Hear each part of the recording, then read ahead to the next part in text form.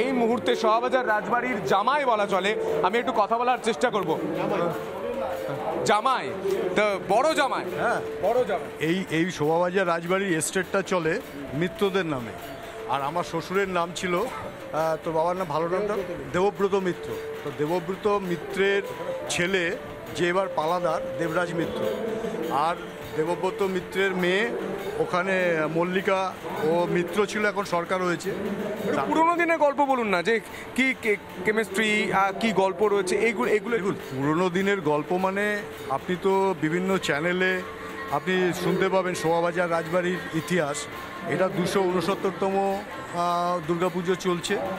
তো বলা হয় যে 1757 সালে পলাশির যুদ্ধে জয়লাভের পর রবার্ট ক্লাইভ এ বাড়িতে এসছিলেন দুর্গাপুজোতে চিফ গেস্ট হিসাবে, ইতিহাস বলছে। তো যাই হোক, এ বাড়ির যেমন ওদিকে একটা 1757 মানে দেখুন 269তম হচ্ছে, তা একটা ইতিহাসের সাথে জড়িয়ে আছে। এবারের যিনি রাধাকান্ত দেব, উনি ব্রিটিশ গভর্নমেন্টের থেকে বিভিন্ন পদবি লাভ করেছিলেন। এমন অনেক সোসাইটির সাথে উনি যুক্ত ছিলেন যেগুলো ব্রিটিশদের ছিল। আমাদের যেমন এশিয়াটিক সোসাইটি, সেরকম ব্রিটিশের, আমি নামগুলো এই মুহূর্তে আমার মনে পড়ছে না, বিভিন্ন সোসাইটির সাথে যুক্ত ছিলেন। স্বামী বিবেকানন্দ চিকাগো থেকে যখন প্রথম এলেন কলকাতা, শোভাবাজার রাজবাড়ি প্রথম সম্বর্ধনা দিয়েছিল স্বামী, সম্ভবত আপনি দালানে দেখতে পাবেন। ছবিটা আমি একবার দেখাই, অতনু রয়েছে, আমি ছবিটা একবার দেখাই। এই সেই দালানের ছবি যেখানে স্বামী বিবেকানন্দকে নাগরিক সম্বর্ধনা দেওয়া হচ্ছে, সেই মুহূর্তের ছবিটা আমি একটু দেখাই।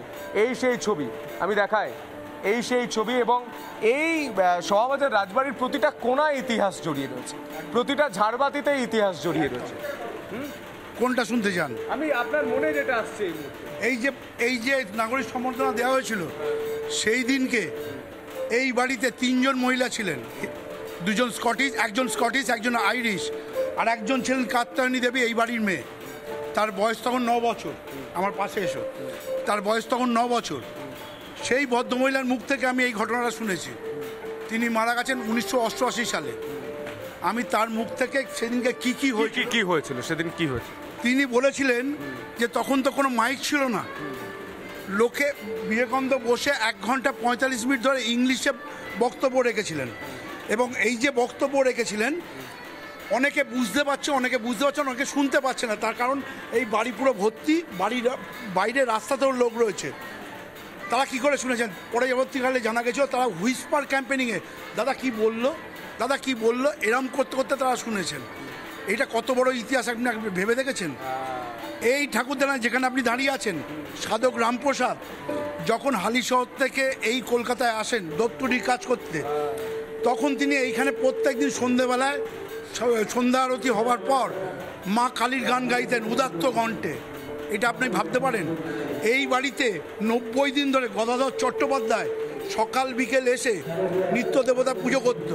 এবং পরবর্তীকালে যখন তিনি সাধক মানে পরমহংসদেব হয়ে গেলেন, রামকৃষ্ণ পরমহংসদেব, সেই সময় সপ্তমীর দিনকে তিনি স্বপ্ন দেখলেন যে মা বলছেন, তুই যে বাড়িতে 90 দিন পুজো করলি, আমি সেই বাড়িতে আসি পূজিত হতে 4 দিনের জন্য, একবারও আমাকে দেখতে এলি না তো? পরের দিনকে উনি 9 জন তার শিষ্যকে নিয়ে ছ্যাগড়া গাড়ি করে এই বাড়িতে যখন এসছেন, তখন এই বাড়ির কোনো বৌরানী, কোনো রাজকুমার এই ঠাকুর দালানের প্রেজেন্ট নেই। সব শুনে তারা যখন এসছেন, তখন ঠাকুর পরমহংসদেব সমাধিস্থ। জ্ঞান ফেরার পর উনি কাঁদতে কাঁদতে তার 9 জন শিষ্যকে বলছেন, মায়ের কাছে কিছু চাইতে হলে ষষ্ঠাঙ্গে শুয়ে পড়ে মায়ের কাছে চাইতে তবেই পাওয়া যায়। এটা আমার কথা নয়, রামকৃষ্ণ কথামৃত 9ম খণ্ডে আপনারা পেয়ে যাবেন। আর কি বলুন, শিকাগো সম্মেলন করে আসার পর যখন স্বামীজিকে প্রথম নাগরিক সম্বর্ধনা এই বাড়িতে দেওয়া হয়েছিল, তখন পশ্চিমবঙ্গের পুরো হিন্দু সমাজ দুটো ভাগে ভাগ হয়ে গেছিল। উনি কালা পানি পার হয়েছেন মানে ওনার জাত গেছে। আর এই বাড়ির ছেলে বিনয় কৃষ্ণ দেব বলেছেন, আমি সভাপতিত্বে এইখানে ওনাকে সম্বর্ধনা দেবো। এই বাড়িতে সম্বর্ধনা দেওয়া হয়েছিল। আর সেই দিনকে কাত্যায়নী দেবী ছিলেন। কাত্যায়নী দেবী আমাকে বলেছিলেন কি ঘটনা হয়েছিল। এবং এই যে ভিড়টা দেখছিলাম এর থেকেও বেশি ভিড় ছিল বোধহয় সেদিন। এবং আমি ছবিগুলো দেখি পুরো ভরে গেছে, পুরো ভরে গেছে, পুরো দালান ভরে গেছে, নিচের অংশ ভরে গিয়েছে, রাস্তা ভরে গিয়েছে।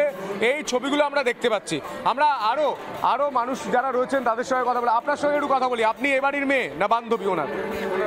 তো কেমন লাগছে?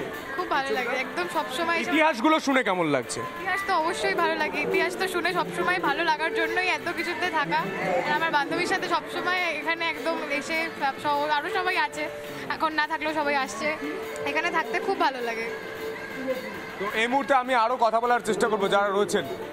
তো আপনার তো জামাই বাড়ি, এটা মেয়ের বাড়ি। তো মেয়ের বাড়িতে এই এত বড় পুজো, এত ইতিহাস, আমি খুব গর্বিত যে আমি এই বাড়িতে আমার মেয়ের বিয়ে দিতে পেরেছি, এর জন্য আমি খুব গর্বিত। এই মুহূর্তে বৌদি বসে বসে হাসছেন, হ্যাঁ দেবরাজদা হাসছেন। এই যে একটা ফ্যামিলির ছবিটা, যে ফ্যামিলির কেমিস্ট্রি, এই ছবিগুলো আমরা তুলে ধরবো। আবারও অনেক অতিথি আসছেন, তাদের সঙ্গেও কথা বলবো। আমি আরও একবার অতনুকে বলবো মায়ের দর্শন করাতে ঝাড়বাতির এখানে বিশেষত্ব, সেই বিশেষত্ব দেখিয়ে আমরা দেখাবো। এই মুহূর্তে এই ছবিটা থেকে আমরা বেলুর মঠের ছবি দেখার চেষ্টা করবো। রামকৃষ্ণদেবের কথা হচ্ছিল, কথা নানা ধরনের কন্টেন্ট দেখার জন্য লাইক করুন, শেয়ার করুন আমাদের ফেসবুক পেজ, সাবস্ক্রাইব করুন আমাদের ইউটিউব চ্যানেল। পাশাপাশি অন্যান্য ব্রেকিং নিউজের জন্য অবশ্যই চোখ রাখুন রিপাবলিক বাংলায়।